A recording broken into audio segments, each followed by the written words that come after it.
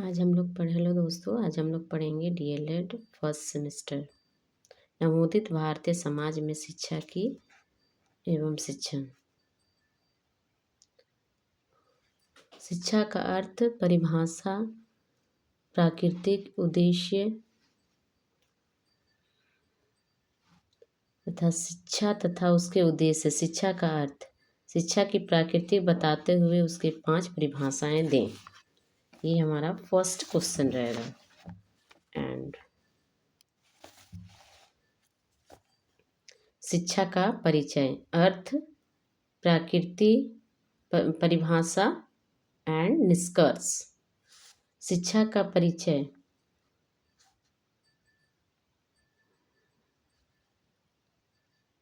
शिक्षा का अर्थ, शिक्षा सीखने सिखाने की प्रक्रिया है।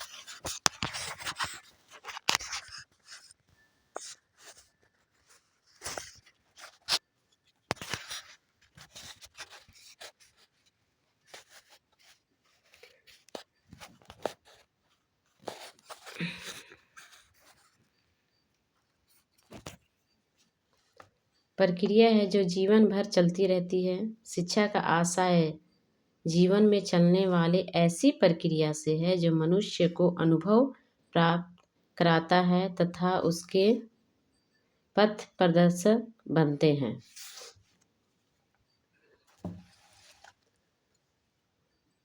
शिक्षा का शाब्दिक अर्थ क्या होता है?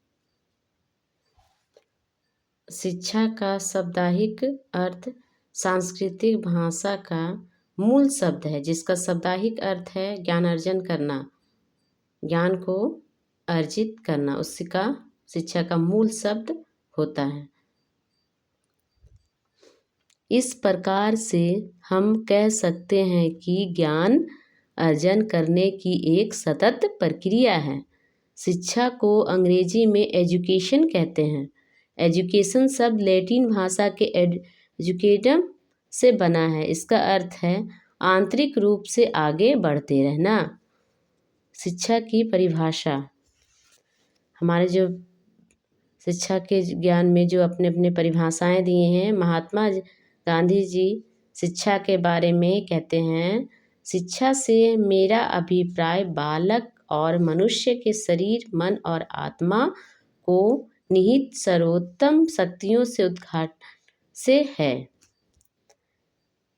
रविंद्रनाथ टैगोर जी कहते हैं, शिक्षा का आशय मस्तिष्क को इस योग्य बनाता है कि वह चिंतन सत्य को पहचान सके, उसके साथ रूप हो सके और उसे अभिव्यक्त कर सके। स्वामी विवेकानंद के अनुसार मनुष्य में निहित परिपूर्णता का उद्घाटन करना ही शिक्षा है।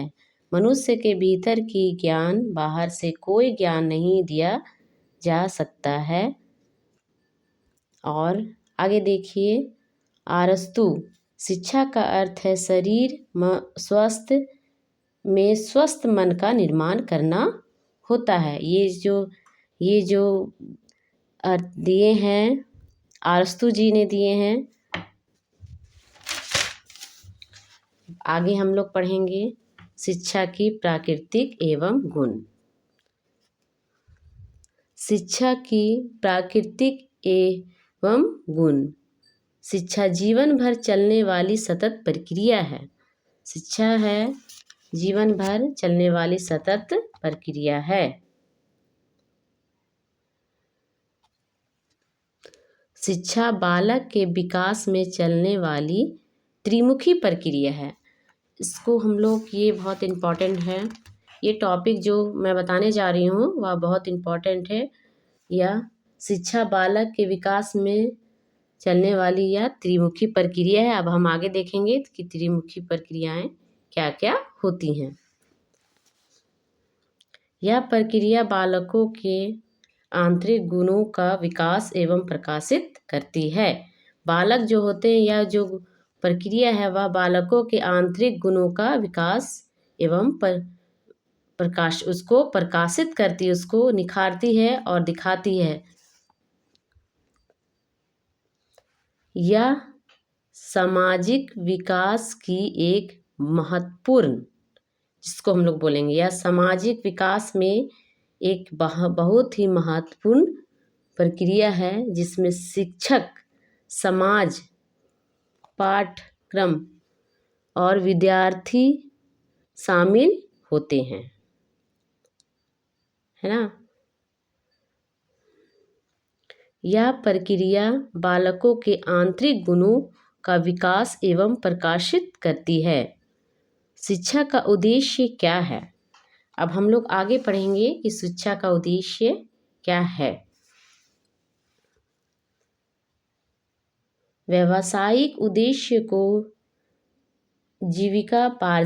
जीविकापार्जन से संबंधित है इसका यह शिक्षा। और उसके बाद देखिए आगे, ज्ञान अर्जन का भी उद्देश्य है, चरित्र निर्माण का उद्देश्य, सामाजिक सफलता का उद्देश्य, सांस्कृतिक उद्देश्य, शारीरिक विकास का उद्देश्य, व्यक्तित्व और सामाजिक उद्देश्य, जीवन को पूर्णता प्रदान करने का उद्देश्य, लोकतंत्र की सफलता का उद्देश्य है। लोकतंत्र की सफलता का उद्देश्य है। शिक्षा के कार्य भी होते हैं अनुभव, आवश्यकताएं, आत्मनिर्भरता,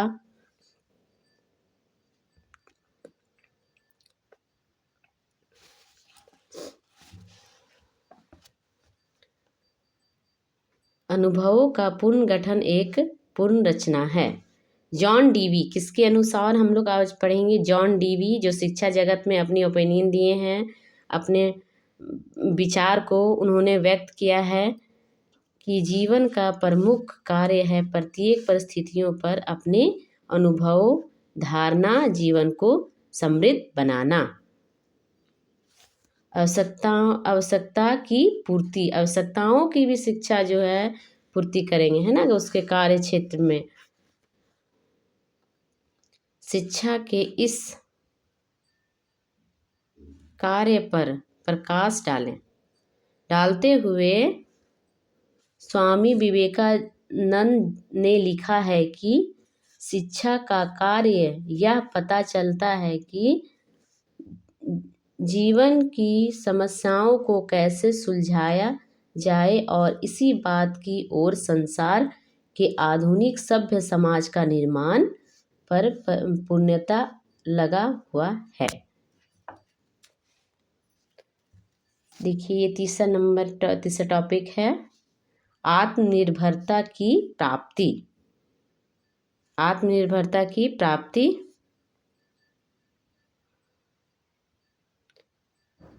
शिक्षा प्राप्ति के प्रमुख कार्य में आत्मनिर्भरता की प्राप्ति भी आती है। इसके संदर्भ में स्वामी विवेकानंद जी ने कहा है कि केवल पुस्तक ही ज्ञान से काम नहीं चलेगा, हमें उस शिक्षा की आवश्यकता है जिसके व्यक्ति अपने पैरों पर स्वयं खड़ा हो जाए। ये जो टॉपिक मैंने बताया उसमें अलग अलग जो हमारे महान लेखक हैं अपने शिक्षा के जगत में अपने अपने विचारों को प्रकट किया है।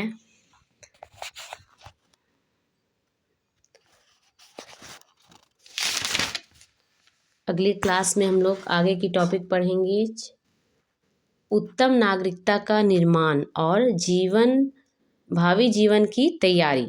शिक्षा जगत में भावी जीवन की तैयारी, इसमें विवेकानंद जी ने कहा है, अपनी विचारों को व्यक्त करते हुए कहा है,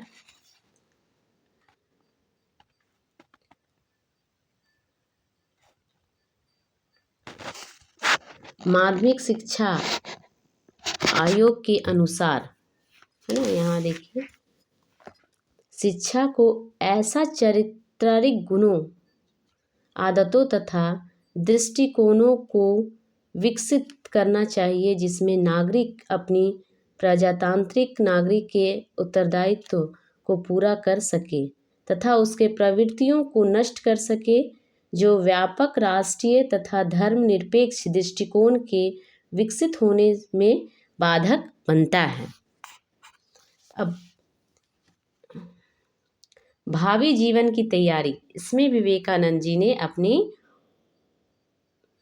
विचार को व्यक्त करते हुए कहा है, यदि कोई मनुष्य कुछ परीक्षाएं पास कर सकता है तथा अच्छे व्याख्यान दे सकता है तो आप उसको शिक्षित समझते हैं। क्या आप शिक्षा या शिक्षित कहलाने योग्य हैं? जो सामान्य जन समूह को जीवन के संघर्ष के लिए अपने आप को तैयार करने में सहायता नहीं देती है। भावनात्मक एकता,